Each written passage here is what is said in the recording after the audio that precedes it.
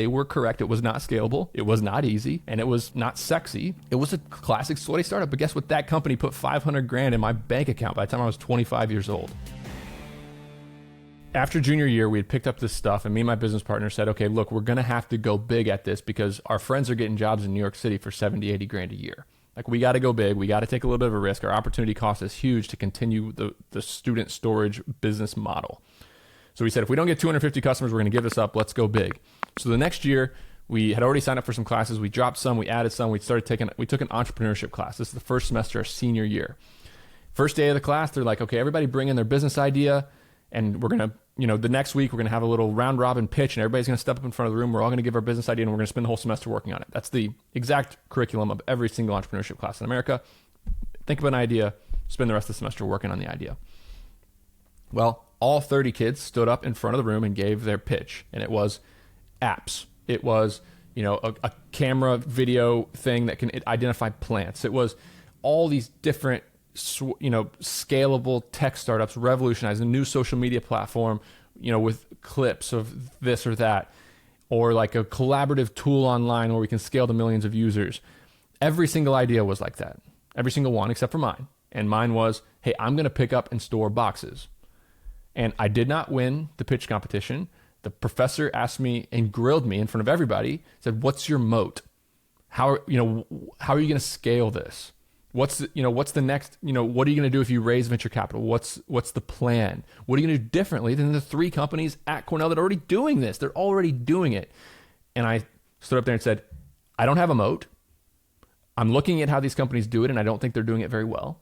And look, I don't need, and the last thing I said, I don't need all the money. Like, these companies here in town are making $500,000 a year doing this business. I only need 150 to be happy. And they kind of just like, oh, okay, here we go. That was my entrepreneur class experience of, Nick, no way your idea is going to work. You need to think of something more scalable, and you need a moat. Fast forward 10 years from now, all those folks, most of them didn't even really want to start those jobs. They were just taking the class for fun. They went and got jobs. But the people who actually did try to start the new idea, tech startup stuff, turns out that stuff's really hard. Turns out educating a market's really hard. It turns out raising cash is really hard. It turns out, a new idea, brand new idea that's never been thought of before and has never worked before, turns out the odds are low and that your risk is high, that probably won't work. So most of those folks have jobs now. And what they didn't really understand is that entrepreneurship is kind of about momentum. In order to start a company, you really need some things. You need some cash. You need some skills, some ability to actually run a company, and you need a network of people around you who you can work with. A college student has none of those 3 things. So instead of trying to dive in with a big world-changing idea where I need all 3 of those and I don't have any, I said, okay, I'm going to start a company. I'm going to make a little bit of cash. I'm going to build those 3 things. I'm going to build some cash. I'm going to save up some cash. I'm going to build my skills. I'm going to build my ability to run a company, my ability to hire people, delegate, do all these really hard things. And lastly, I'm going to build a network. I'm going to become an expert at something, and I'm going to become a resource that other people want to know me through, or think I'm a worthwhile person in their hub of people they invest time in so that I can add value to their life. So as business goes and as the years went by, the decisions just kept getting higher stakes, and the opportunities kept getting bigger. And yeah, we don't still run that moving and storage company. That is indeed, they were correct. It was not scalable. It was not easy. And it was, not sexy. It was a classic sweaty startup, but guess what? That company put 500 grand in my bank account by the time I was 25 years old. And we used that to invest and build a self-storage facility. We built it for $2.9 million. It's worth over $10 million today. It's a life-changing amount of money. And then we kind of kept that snowball rolling down, and we bought more self-storage facilities. Now we have 63 of them. We have a company with 45 people, buying and managing self-storage facilities.